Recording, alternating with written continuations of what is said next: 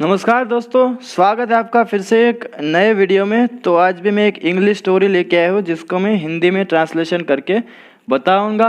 तो half story मैंने already पहले ही कर दी है और हाफ जो बाकी है उसको करने जा रहा हूँ। तो हम लोग पहुँचे थे कि एक किसान ने वो जो छोटा डकलिंग का बच्चा था उसको पकड़ के घर ले आया था और उसकी एक बच्ची थी, एक डॉटर थी, उसकी एक बेटी थी। वहाँ तक पहुँचे थे। वहाँ से आगे देखते हैं। She wrapped the duckling in a warm sheet।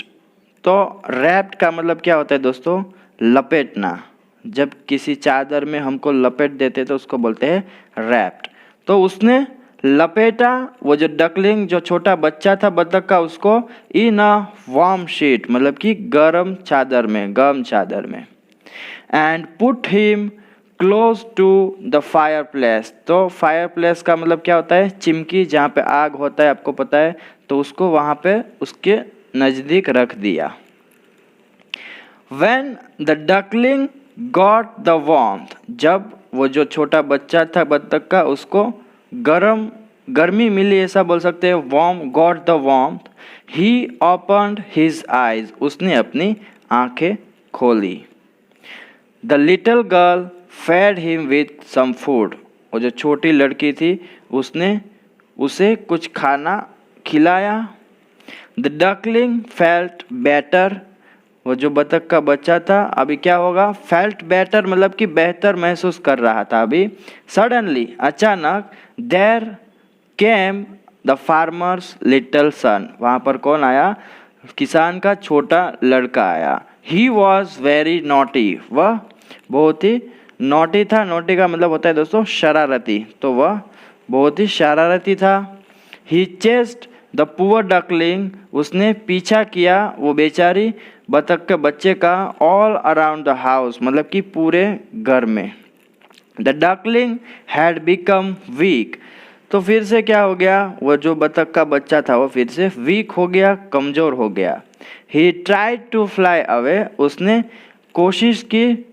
Tried मतलब कोशिश करना, फ्लाई अवे उड़ने की कोशिश की, बट लेकिन लॉस्ट हिज बैलेंस, लेकिन वो अपना क्या हो गया? संतुलन। बैलेंस का मतलब होता है संतुलन। खो बैठा एंड फेल, और गिर गया into a big bowl of milk, एक बड़े से दूध के कटोरे में वो गिर गया।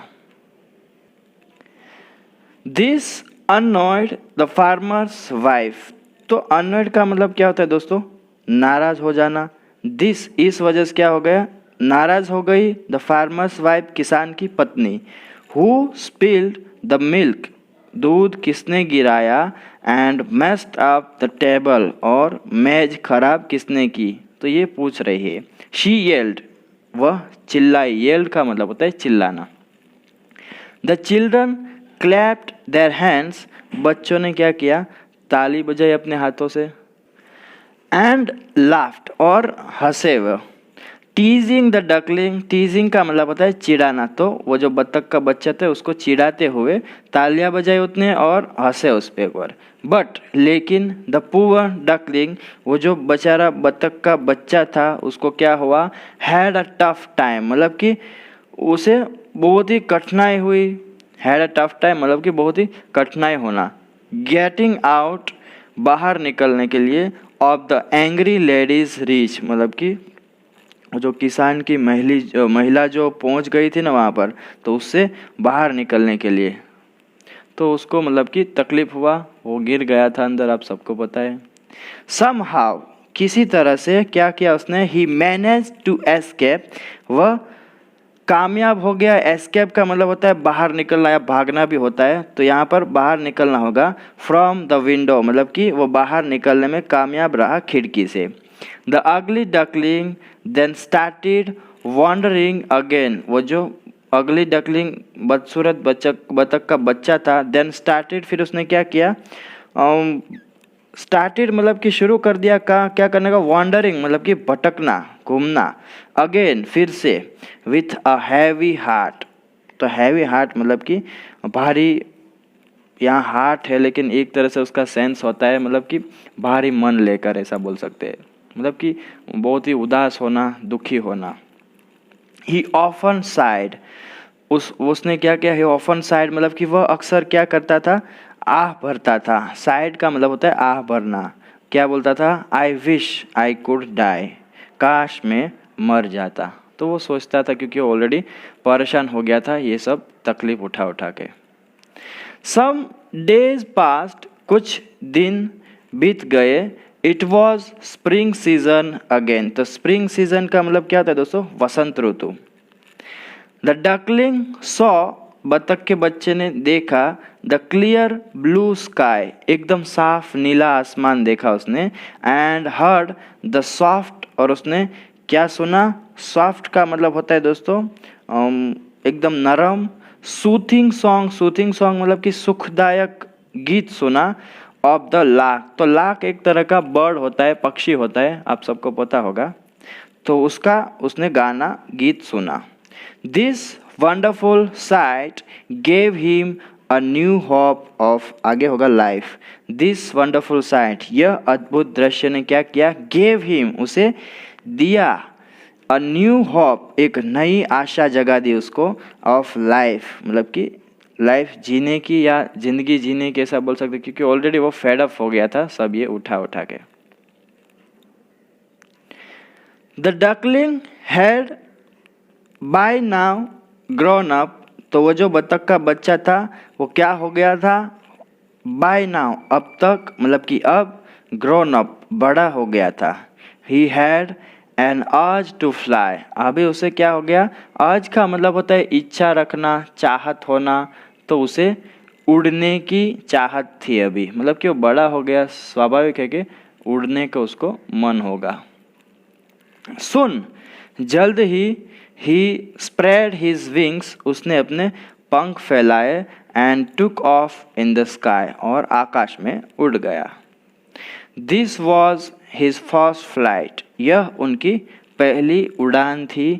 ओह, अभी वो क्या बोल रहा है, कैसा महसूस हो रहा है, बोलेगा, इट्स अ रियल जॉय, ओ यह एक वास्तविक आनंद है।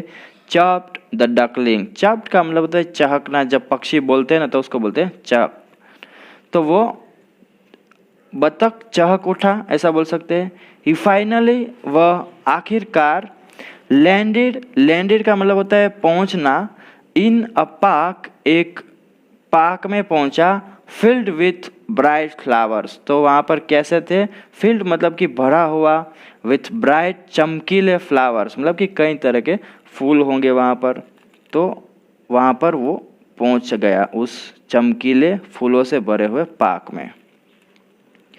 नियर बाय मतलब कि पास में ही क्या था, there was a lake of clear blue water, वहाँ पर लेक मतलब कि एक झील था, कैसा झील था, ऑफ क्लियर ब्लू वाटर मतलब कि साफ नीले पानी से भरा हुआ।